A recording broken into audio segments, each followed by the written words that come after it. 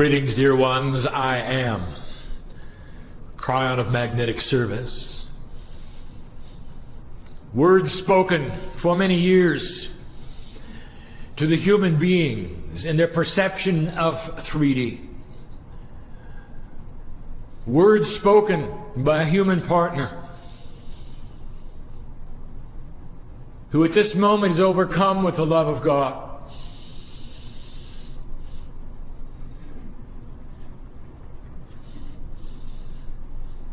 It is the promise that I have given to humanity that for as long as there will be ears to listen, I will be here to teach. And that I am uncomfortable teaching those who know already. It is only because of the veil and the duality that I bring these things forward, things that when I touch upon them will resound within you. For there is no guruship represented here. There is no prophet speaking to you here. There is a family member who, when you are not in this place called earth, is your best friend. For we have made this journey, dear ones, together so often. And you know who I am, and when you make the transition, and yet again, I would seemingly meet you on the other side of the veil yet again. And I would say, welcome home, brother, sister, welcome home. I would seemingly meet you on the other side of the veil yet again. And I would say, welcome home, brother, sister, welcome home. Job well done. And we would touch each other energetically as a human would hug a human, and we would reach out and entwine the energy one with another in this embrace. And you would know me and I would know you yet again, and it's almost like nothing had ever occurred since you left the first time. Timelessness, again, would be your staple. The interdimensional persona of light that you are, and the peace of God that you are, would come flowing back in. And you would then immediately start preparing the energy for yet another run at earth that you're not allowed to have as you sit in the chairs. I live with it. What you would call the higher self, I live with it. It is part of me and part of you. We are connected in ways that you cannot even imagine. This is not a higher source speaking to you. It is the source. It is you with you through a voice of a human being and a process that is not new called channeling. The entourage is different. Each time we come in, it speaks of the energy of you. No matter what the teaching is this day, no matter what is going to be said this day, there's an energy of reunion that I invite you to feel during these moments. It goes way beyond the teaching. It's me with you. Some of you are going to feel different. You'll know this is real. I tell you, dear human beings, there are those of you who would say, is this a human talking? Is this real? God, show me a sign. I'll give you the sign. Here's the sign. You sit there in belief and wait. You'll be touched. Your heart will start to resound. There will be parts of your body that may vibrate. You may find it difficult with your shoulders to move them, or with your knees or your feet, because we're sitting upon you. A pressure is upon you. I'm telling you, this is a private thing. Each to his own, each in his own way. But the love of God is thick. It always has been. It is what has pressed those prophets into the earth when they stood before the angels of spirit. It is what has made it difficult to breathe when they stood before the angels of spirit. It is what has made it difficult to breathe when the interdimensional energy is so thick when God speaks to men and women.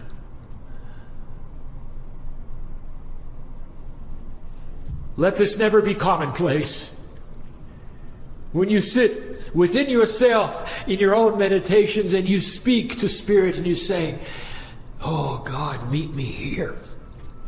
Tell me what it is I need to know." When you do that, feel this thickness of Spirit. Take in all there is to take in.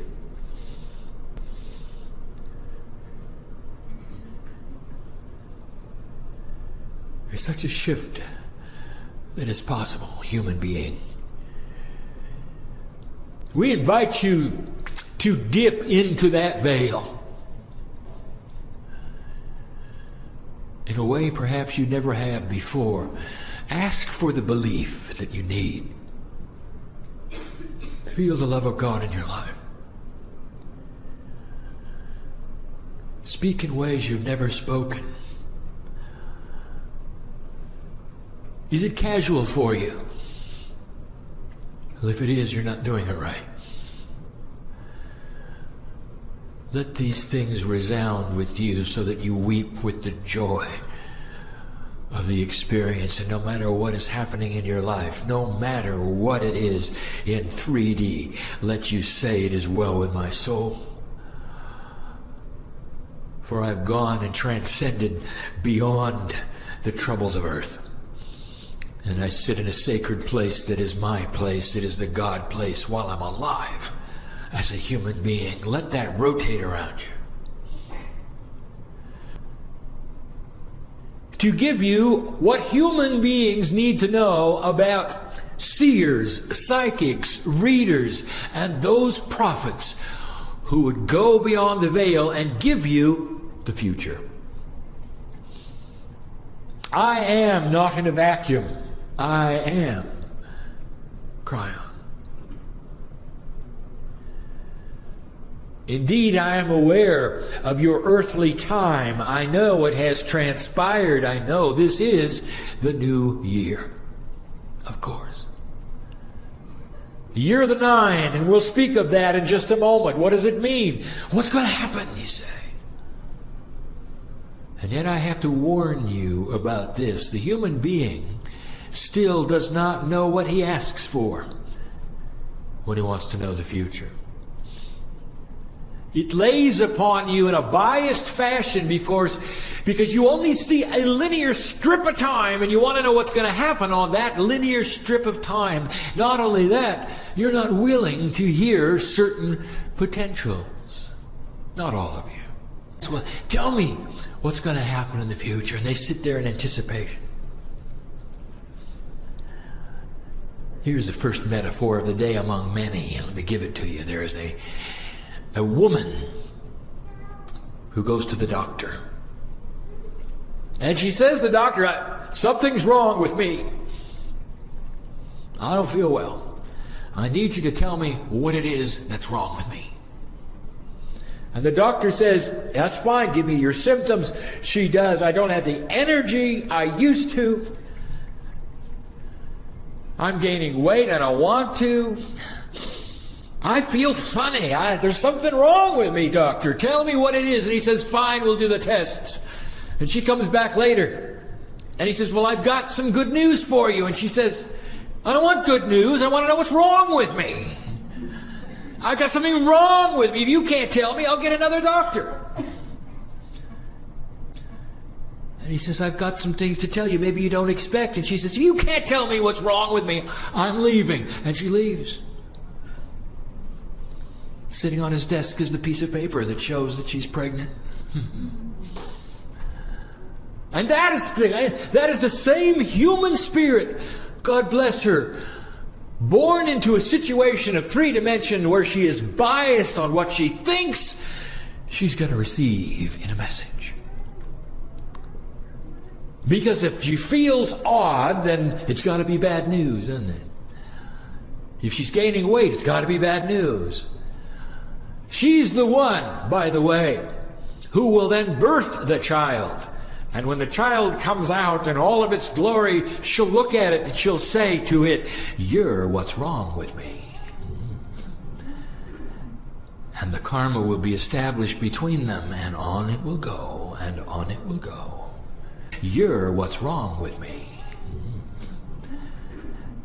And the karma will be established between them, and on it will go, and on it will go. So, human being, I say to you that when you come to a place where the future is going to be discussed, what is the bias that you carry? Do you have the ability to understand what is being given? Will you give leeway and slack to those who go beyond the veil and come back and give you information? And would you understand it if they did? It's linear, you know. Your future, your past, your present, all you see is the strip, the road, one road. Kryon, tell us the future, you say. What do you do about that? All right, I have another story for you. There once was a village. Next to this village, over the hill, an ocean. Now the villagers respected the ocean. Within the ocean they felt was God, for this was the sustenance. The water, they knew, somehow came over the mountain and gave them rain and grew the crops. God must be under the water, they said. In this village there were no lakes, there were no streams. The only thing they had ever seen, very barely, was that sacred thing called the ocean. It was over the hills. They didn't dare touch it because God was in the ocean, you see. And so along the way, they sent the highest and best holy man they had. Like, we need to know what is God. He was very afraid. He thought perhaps when he touched that body of water, he'd vaporize. He'd never been in water, such as the things were on this special village. He didn't even know he couldn't breathe underwater. He found out fast. But he did his job and his faith, and he said, "Dear God, please forgive me if I'm doing something that is out of the permission of the sacredness." And he made all the signs that he was supposed to make, and then he did it. He got into the water and he dipped down as far as he dared, realizing he could not breathe. This was a foreign place. He couldn't breathe. He couldn't stay down very long. It was murky there. He opened his eyes and he realized he was submerged with sacredness, and he was vibrating. He could barely exist. He had to come up fast, and he opened his eyes, and behold, it was murky there. He opened his eyes, and he realized he was submerged with sacredness, and he was vibrating. He could barely exist. He had to come up fast, and he opened his eyes, and behold, a fish looking right at him. He said, "There it is. There's God." Comes bursting out of the water, runs up the shore, crosses the mountains, comes back, and he draws God for his village. It's a fish. And together they worship this fish. They finally know what God looks like. This is what's on the other side of the veil, they say, underneath the water where God lives. God is great. And the fish becomes for them, therefore, their symbol of worship. There's nothing wrong with that. But in 3D, they needed vine is fine. They served it well. Until a younger holy man decided to cross the mountains. "I want to see God for myself," he said.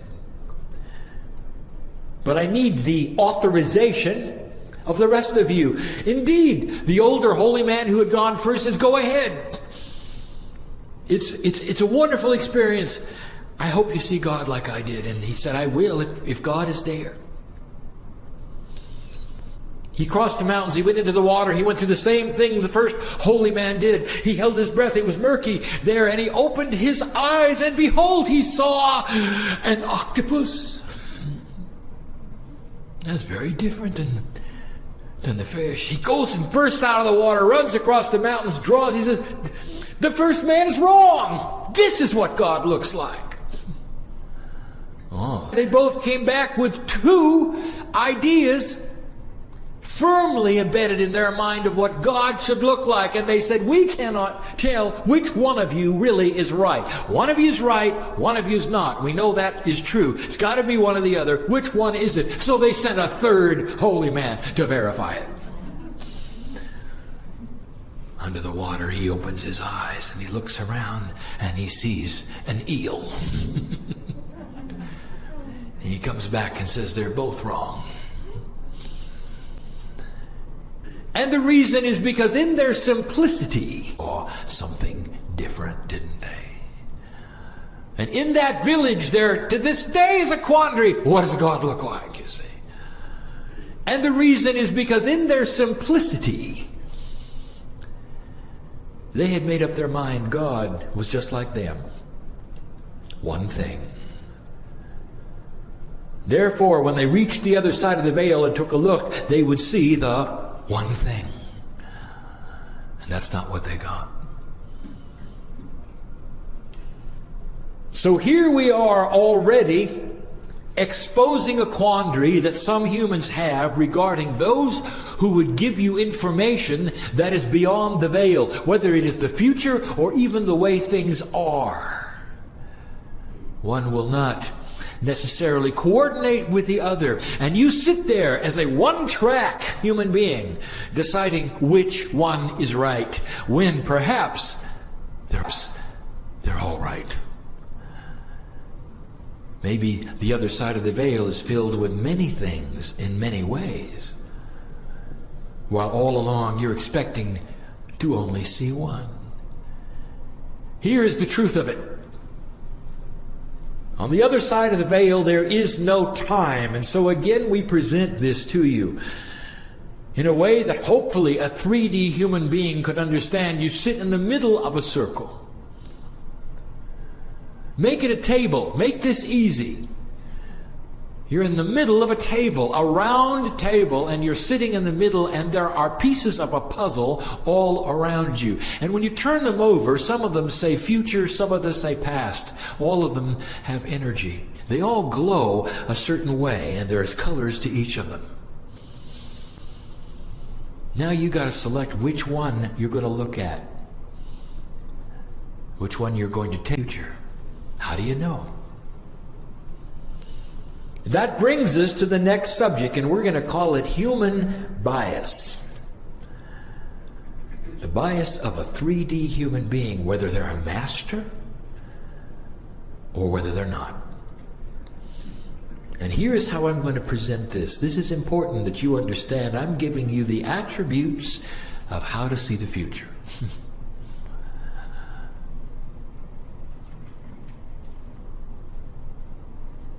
Here is the human being who goes beyond the veil.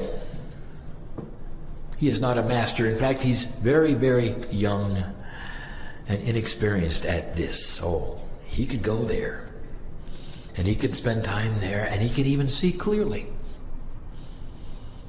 The new tools of this new energy have given him that ability, and so there he is. And he's looking around.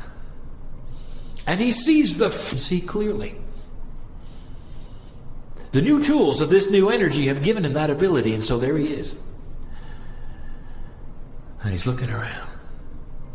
And he sees the free way of life before him. The cars whiz by.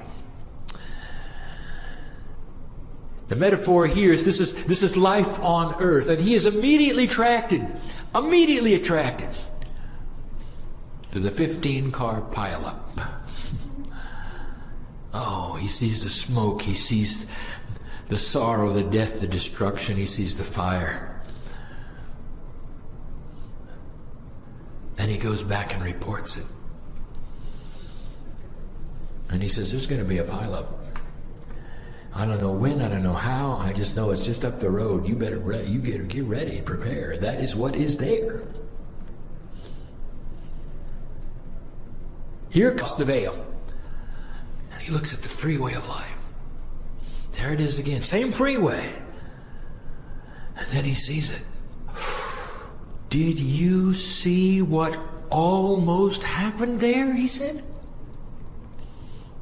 If this human being hadn't swerved left or right, there would have been a 15-car pileup. And he says, I am here to celebrate what didn't happen. Indeed, he say, you dodged that bullet. Indeed, let us celebrate life at its fullest. All of these people were saved. Praise God, he says. And he comes back and he says to his constituency, it's clear sailing ahead. I've just given you two human beings with opposite biases.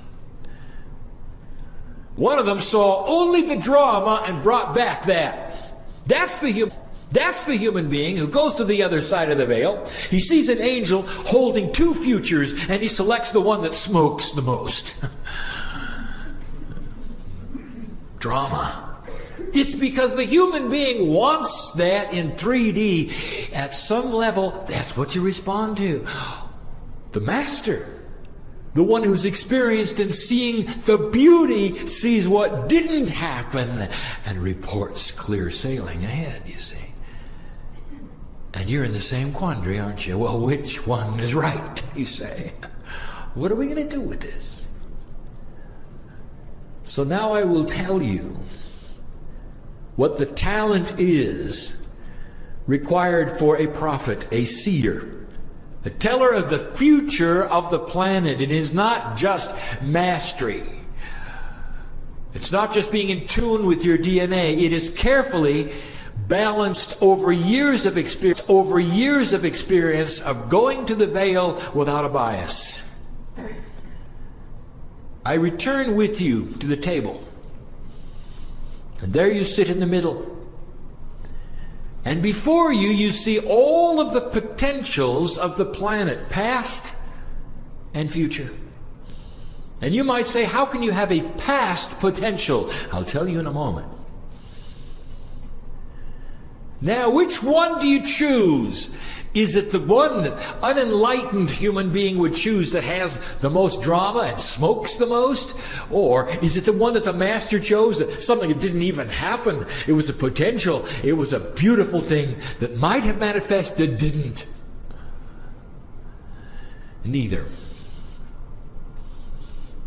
In a certain way, you carry the energy of the earth, the 3D, with you under the water, if you wish, with the choice to see the fish, the octopus, or the eel. The energy of the planet comes with you, and you match the energy of the planet to whatever the energy is of all of the potentials before you. This takes talent, experience, practice. It is not the human bias. It's the feeling of energy with energy. It is the feeling of what the earth brings to you as you submerge yourself to the other side of the veil, so you can match it with the potential. And whichever potential feels like it matches the energy of the planet, choose that one and bring it back. And that is the one that you would present with this caveat. Here's what it is today. You don't like that, do you?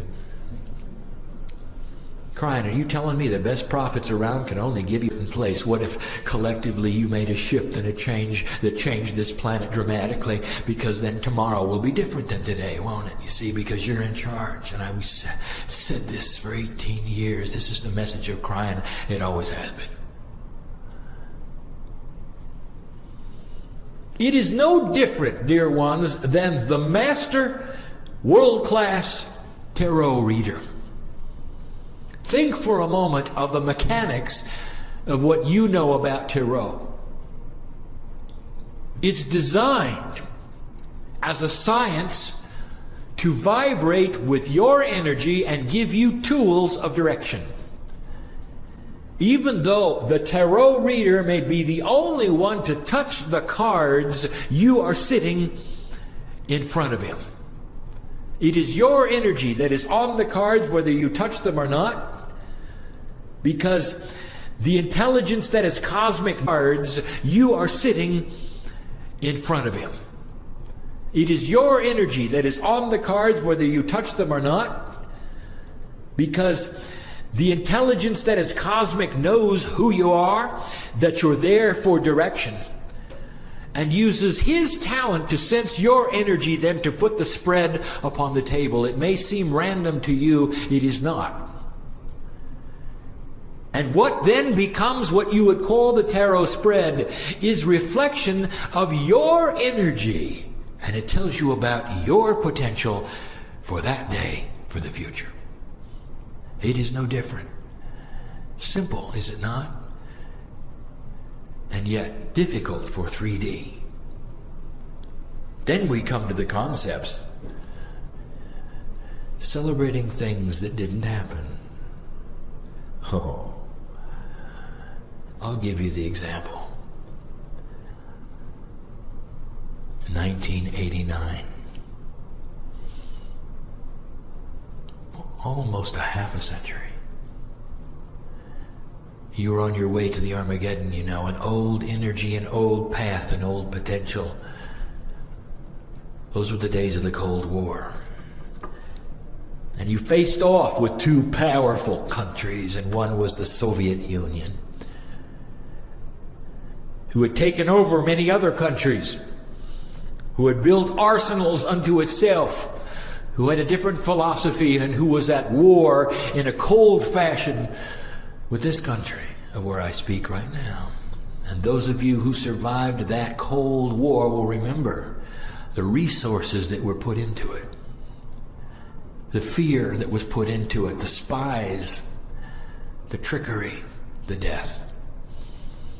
Remember? Space, obviously, it was ahead.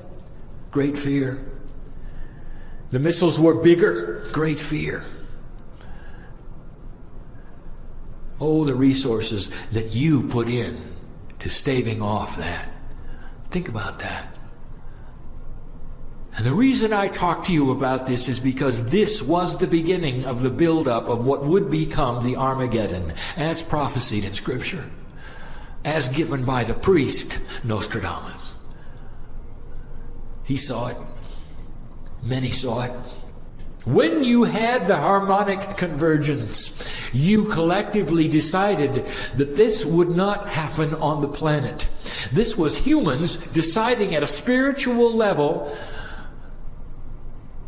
that something else. You collectively decided that this would not happen on the planet. This was humans deciding at a spiritual level that something almost a half a century old involving two huge powerful countries would be dissolved. And within 2 years after the harmonic convergence, after you had made the decision, the Soviet Union fell over all by itself. It fell over because of the consciousness of the Russian people who would no longer support it, by those who had given their energy, who said no more, no longer. The unthinkable. No prophet gave you that information because it was unthinkable. It was out of 3D. If somebody had told you that, would you laugh at them? Would you have told them they were crazy? It was in your lifetime. And fear and worry erased. Okay, where is your monument? Shouldn't the earth got together at that point and built something? Shouldn't you have had long lines of appreciation, perhaps? The Armageddon that did not happen. The country that took control and solved the unsolvable. If you were not alive then, you don't know about the unsolvable. Called the evil empire, unsolvable, fell over all by itself almost overnight. Where's your monument? And you're saying, well, there isn't one. And I'll tell you why. Because human beings, you'll build monuments to the ends of wars and massive death and destruction, but when it comes to the things that didn't happen, you're moot. And you don't see them in the same way as the things that did. And so, dear ones, I am telling you that this is an adjustment you're going to have to make in your perception.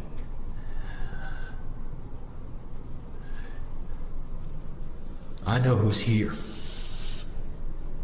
So let me just pick out a few.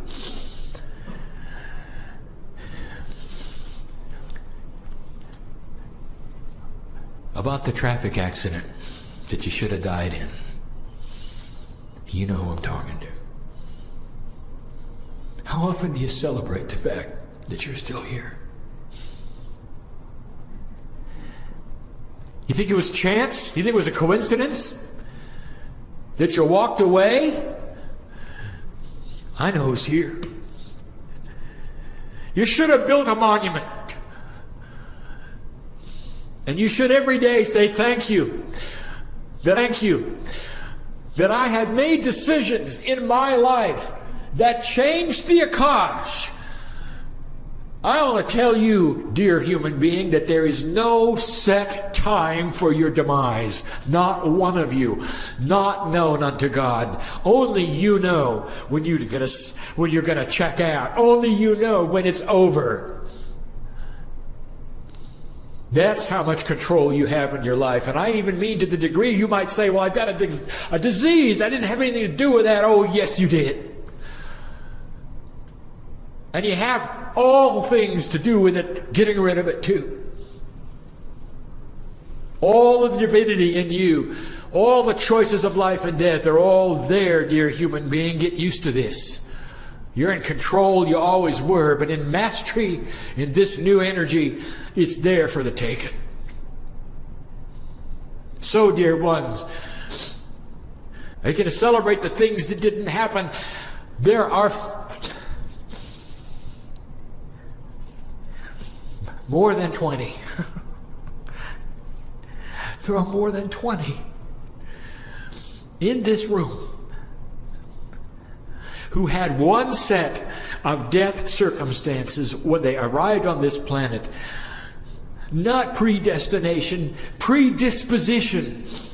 When you may have checked out because of what you had planned for yourself when you got here, that you circumvented because what you found while you were here changed it. Did you build a monument? Do you even know when it was? Some of you do. Some of you have had dreams about it. Some of you have narrowly escaped it, and you know when those times were, and you say, oh, I'm sure I'm glad I got through that. It's more than that. You should have built a monument.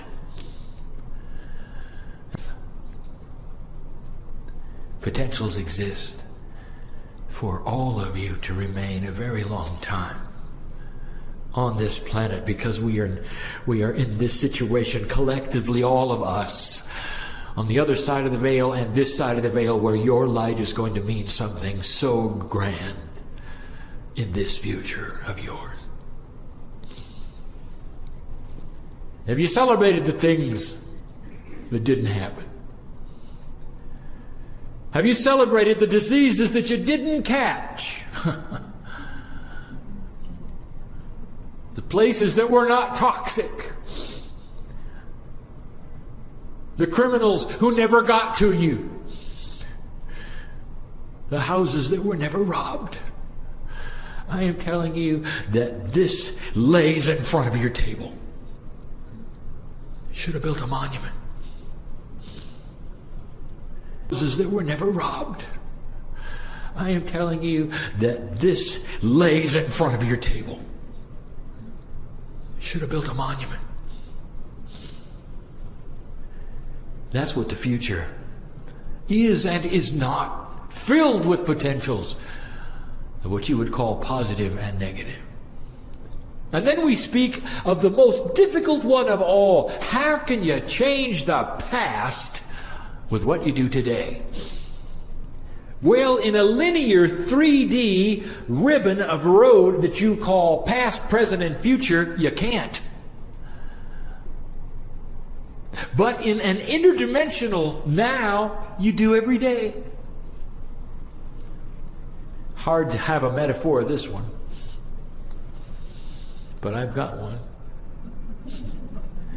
I gave it to my partner even earlier. Consider for a moment you are 18, maybe more. And as a literalist and one who writes stories, you write about these, and that's the extent of it. Your shelves are filled with books about people and their lives. That wouldn't be uncommon, that wouldn't be unusual. Now let's say from a greater place, a higher place of wisdom, you become a grand novelist. And suddenly, those 12 people interact together.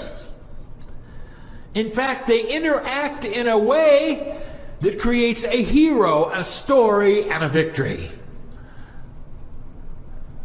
And it becomes still another novel. I ask you, what have you done? Have you changed who they were? No. But you changed the story. Changed the story, didn't you? Now suddenly take this metaphor and apply it to your past lives. Are they just there as individuals who lived on that ribbon of 3D? Or in the now, can you intertwine them together to create a story? Can you intertwine them together to create a victory and a hero, which is you in the chair today? And if you can do that, you've changed the past. Do you understand? In the now, suddenly it snaps into clarity. In the now, you've changed the very character of who you were that makes you now who you are. So the past had to change in order for the present to be manifest. And you want to know about the future. So there'll be those who say, well, tell me what else is going to happen that's bad. What if it was the completion of war? What if it was the completion of a thought that now comes together and gives life in a romance and brings about peace in a family? What if it's the completion of those who would remove themselves finally from bad habits? What if it's the completion of your children on drugs? What if it's the completion of things that need to be completed? This is the year for it. And whereas you would ask me what's going to happen with your government and what's going to happen with those around you that you see on the news, I'm going to say, look to yourself, for what you do with you will determine the rest of the story. What needs to be completed? This is the year for it. The numerology will give you the energy tools. They lay upon you as a posturing of help. God works in slow ways, but what if the beginning was created so that 2 generations off they existed? And they could talk about the old energy like you now talk about an old world war. And the enemies you used to have, which you fought with tooth and nail for your very survival and existence, are your trading partners today. And you know how this can work. And it can work that way with the Israelis and the Palestinians and even the Iranians. So I want to ask you this.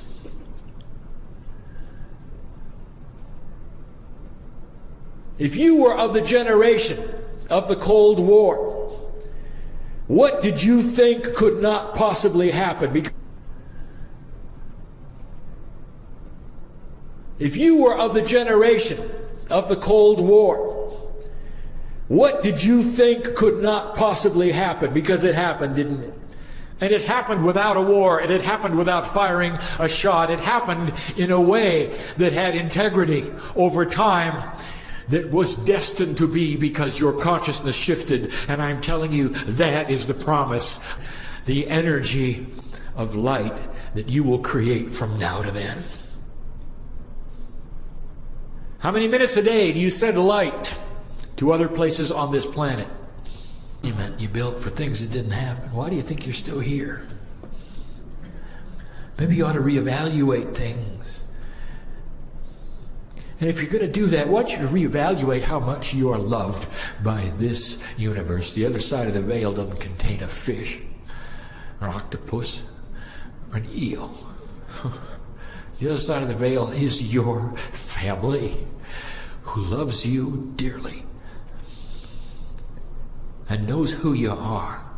And you're working with that family to rearrange the energies of this planet.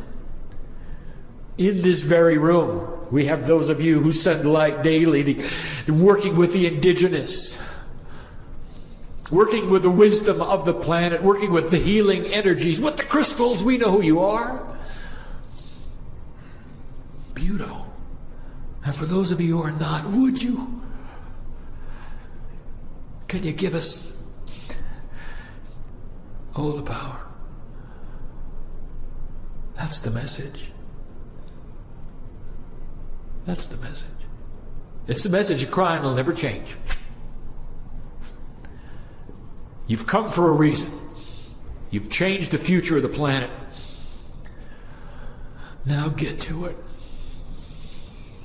Because you're the ones. Listener, I want to include you right now. Out of time and place, it seems. You're on my table. I see you. I see you perched there. I see you listening to this message. You are all things to this planet. Your 2 ears as you hear this message, as important as those who sit in front of me in what I call my now. But I see you too. Let this message resound and go to literally thousands who will give us to call my now. But I see you too.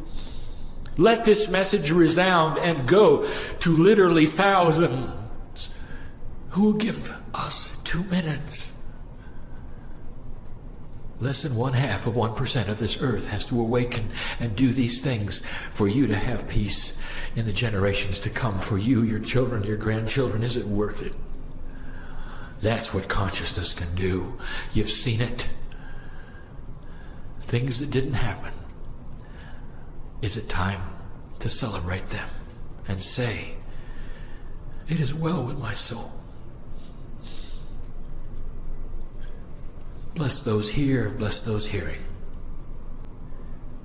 And so it is.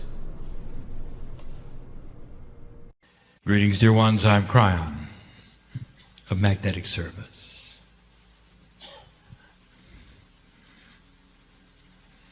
Channeling is nothing more than a wide open intuition, allowing for a full stream of information in a non-linear way coming from source. Through the last 25 years, what my partner has been able to do is to linearize this through agreements and practice so that it sounds like we are coming to you normal human speech. Using my partner's intellect, his abilities to speak his language, his vocabulary, all of that, I want you to pay attention.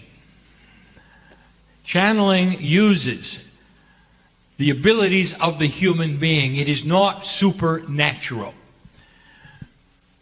All channeling that has ever been accurate and true has come through a human being in this way. The highest scriptures of the planet written in this way, channeled they are. The most wisdom that you've ever had from shamanic energies has been channeled in this way, using the human being's culture, experience, language, and the mechanics of their body. It is an honoring, therefore, of humanity that it is delivered in this way. Do you understand dear ones, that if what you call God wanted to talk to you, really, in a way that would frighten you or show the magnificence of God, there are other ways. But that is not the way the benevolence works of the God that's inside of you. It always comes through a human being. It always comes through you. You might even say that synchronicity and co-creation is like mini channeling. You open enough to get the messages that you need for you at the time. And we have said this before. So what you hear today and what is being said today, coming through the human being today, even though he steps aside, is about you. We've gone through the lineage of what is happening on this planet so many times for you. The message today, I would like to tell you who it's for. Not just those in this room. The who being a generic whom. It is for those who've awakened spiritually to a point where they believe what they're hearing is true. For those who are interested in the God inside and have invested their time and effort and intent to find it. That's who this is for. And in the old soul category, that would then include you. Not all old souls are awakened. And not all those who are awakened are old souls. But when you get both together, it's magic. Those who would sit in a room like this for the duration that you have to listen to the information, no matter what your chronological age will be, are generally old souls. And the magic is that the information is taken in and acted upon quicker than not. I would like to tell you more about this shift. We're going to label this particular channel the attributes of change. I'm going to start by describing the timing of all things spiritual. You might wonder if Spirit coordinates things with human calendars. I will now reveal to you that these are simply linear compartments that we put things in because this is what you do. It's not always accurate. We talk in generalizations when it comes to the clock for many reasons. There are no absolute timings. Things are driven by human consciousness. The kinds of things that we speak of, the attributes of the shift, are driven by the timing of human consciousness shift. And that is unknown by anyone. The parameters all fall within the potential clock that you have. But it's not always that way. Now, what I mean by that is that in the middle of what we perhaps thought would happen and be cleared by a certain date may be faster or take longer, depending upon what happens on the planet and the free choice that you have. Now, we tell you this so that you will not then someday take a look at prophecy or hold readers to their word that something would happen here or there, they're a year off. You should know that the best reader on the planet can only read the now. And the now is the potential of tomorrow. not the absolute of tomorrow. And so there is what we will call wiggle room for a lot of things. There are many of you who have a longer process than others. It is part of your human design, your timing cycle, that things would take a great deal of time. And some of you are fast. Again, humanity is very, very varied. And so this will then explain why some had this happen and it took forever. And others had something happen like a flash in the pan. Each human being is unique. But the process of this shift is generic. And that is to say, all humanity is involved at a certain time in a certain way. Now let us take a look at the timing of the shift.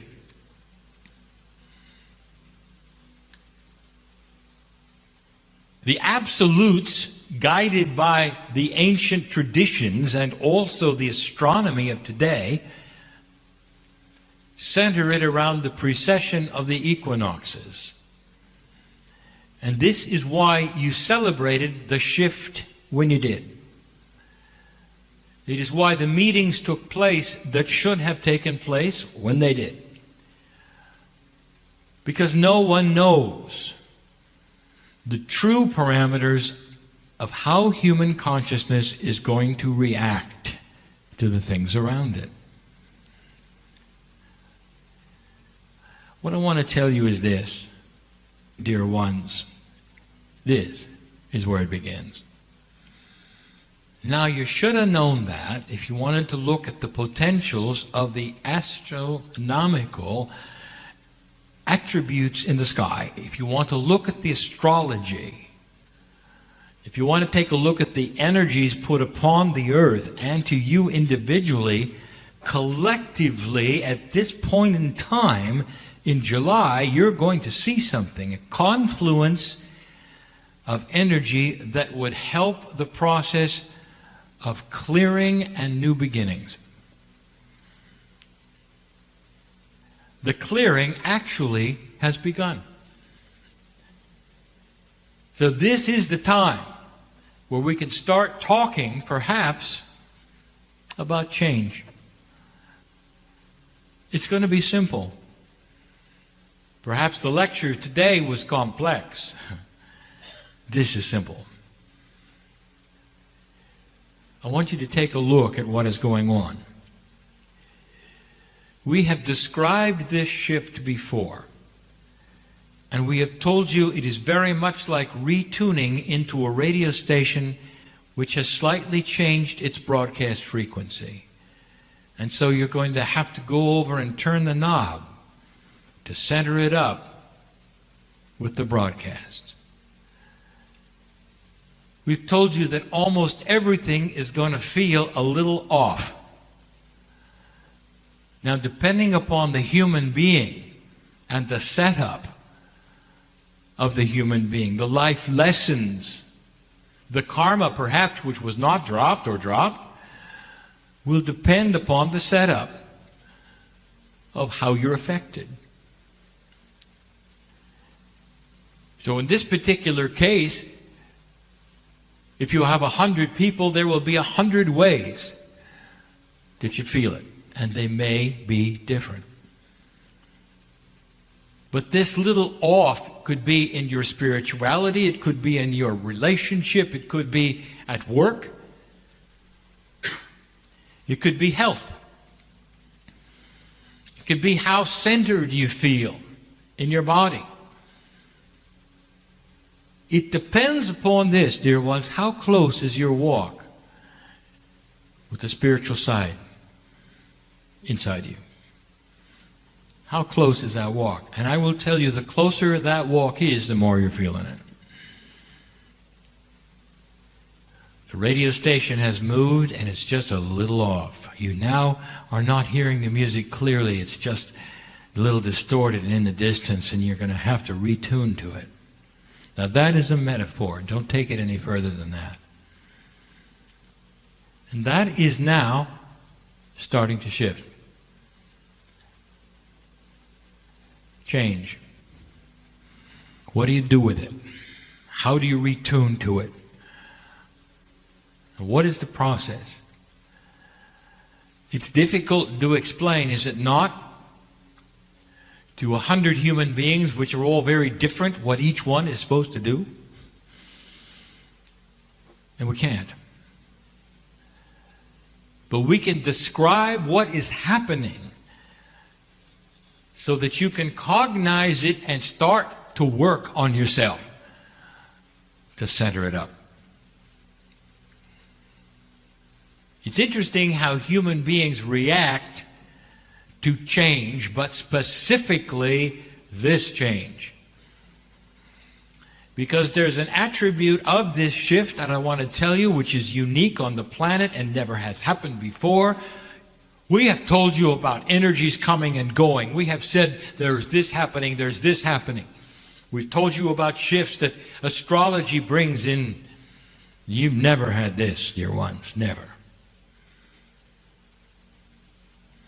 It's a new energy, so new that it's never going to go back.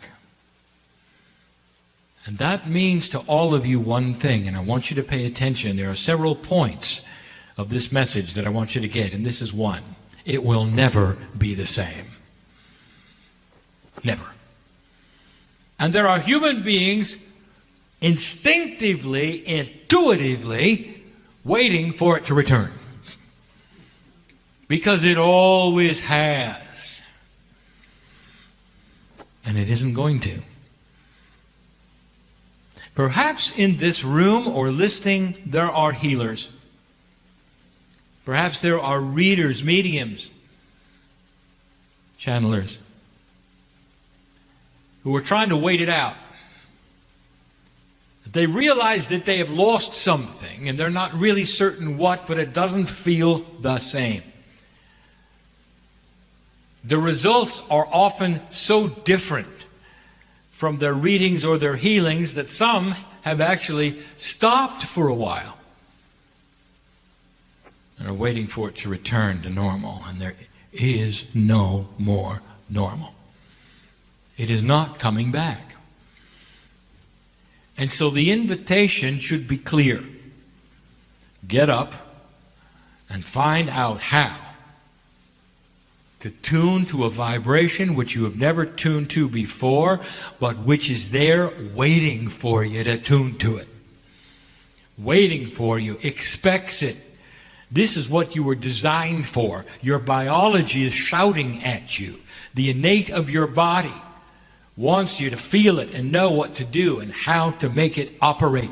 So much of it is intuitive consciousness, things that you cannot identify and label to your satisfaction because they don't fit into a numbered list. Intent. Ceremony. It's different for all of you. But it wants to pull upon each one of you as you start to realign to it. This is difficult for a human being to understand. You're so used to pushing the rock uphill that there is something now that is waiting for you, and when you discover it, you'll click right into it and it's back. It's not back, it's just that you are now there where it is. What's interesting, and let me talk about light workers. There are 3 basic reactions that are happening right now to old souls and light workers, specifically in what you would call light work. The healers, the mediums, the intuitives, the channelers. 3 basic reactions, and they're very, very human. You can put yourself in whatever category you want. Number 1 category, you can't do it. You don't know how, it's too hard, it's not working anymore, so you're going to quit.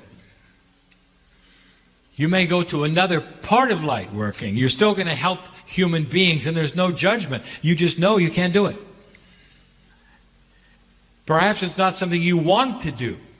So you walk away from perhaps decades of doing one thing in order to do something similar that you think is understandable because what you've been doing is not. It's happening. In that, there are variances of degrees. Some will simply alter it a little bit. Some will actually stop and turn their back on God because it's too hard. Maybe some of you know them. The second reaction, how human, complain. A steady stream of complaints gives you an actionable thing to do without having to change. And you'll do it for the rest of your life. It used to be this way. I don't know why it isn't now. I'm trying, I'm wishing, I'm hoping, I'm waiting, I'm complaining, and I always will. And you know I'm right. That's their way of solving the puzzle. A puzzle that has no solution that they can see. Complaining is easier. And the third one, and there's only three, are the old souls and the light workers who are sitting not knowing what to do and being frustrated. And maybe that's you. There are very few who have grasped it and moved that dial and are complacent with the change. And that's because it has only just begun. It took till July to clear. Now the energy that is coming is commensurate to your intuitive approach to find that station. Did you understand that? In other words, there is a benevolent energy pulling you toward the truth of how to work with it. And every single one of you have a unique energy that's doing that. It's beautiful. What a system that it knows your name. It knows all about the Akash and what you've been through and how many lifetimes you've been and what you're drawn to and where you'll go. What you're called to and where your interests are. It is a new paradigm of dealing with spirit where it knows you, where there's a handshake you never had before, and where you'll know where that new station is, and you'll know the handshake, and you're right where you belong. This is far more personal than it's ever been before. There are mediums and healers and intuitives and channelers that simply read and intuit and channel and heal. And it's been something they do. It's never been personal. And now it can be. Imagine going to a level where each one of these things you do, you'll feel that higher self of you who knows you in touch with you. You'll know you're in the groove. This is new. Now is when the change can begin. You might want to take a look at your astrology. You might want to take a look at the planetary aspects. You might want to take a look at even what the ancients have said.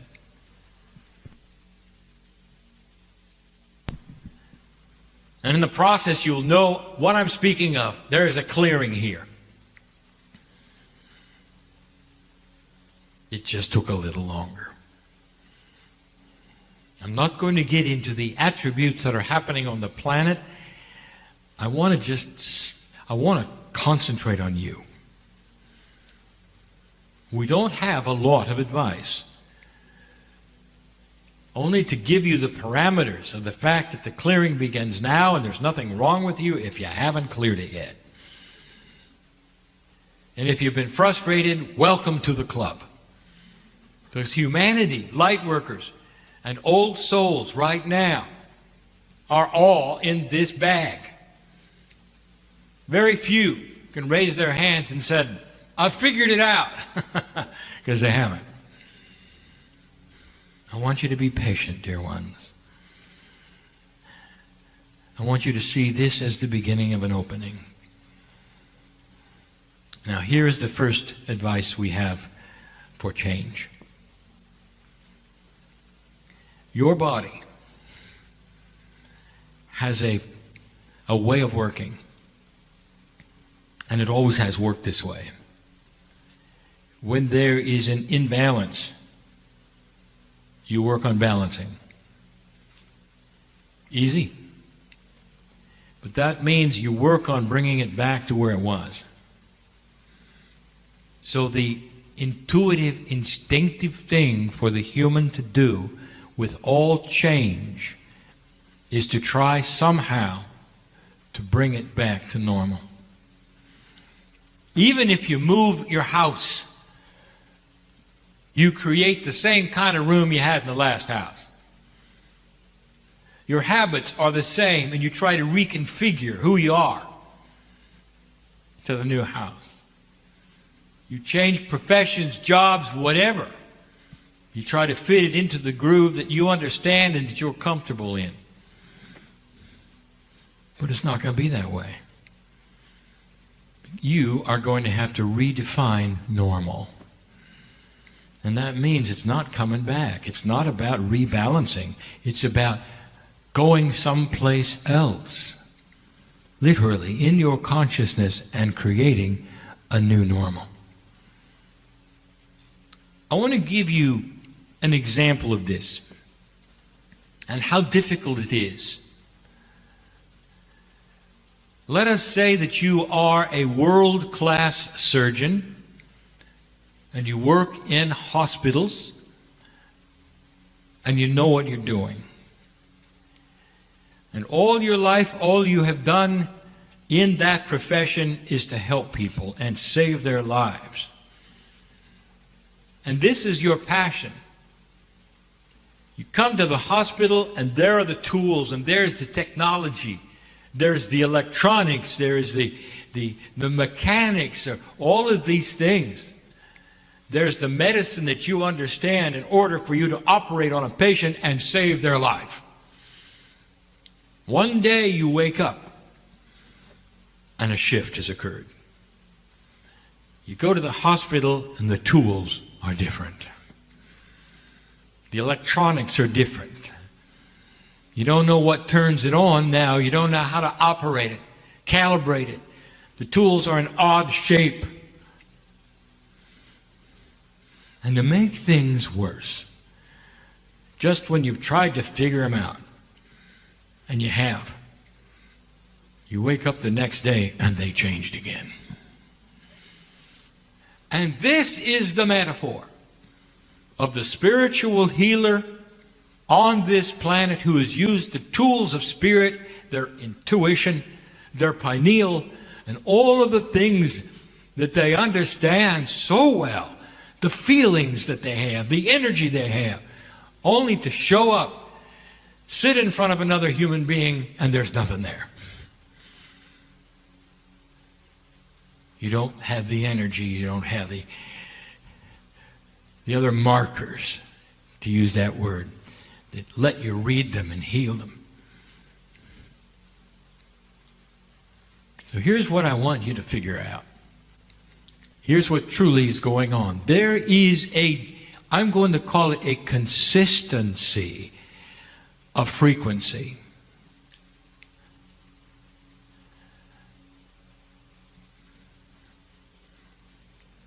You leave the room today and you may get into a certain kind of car.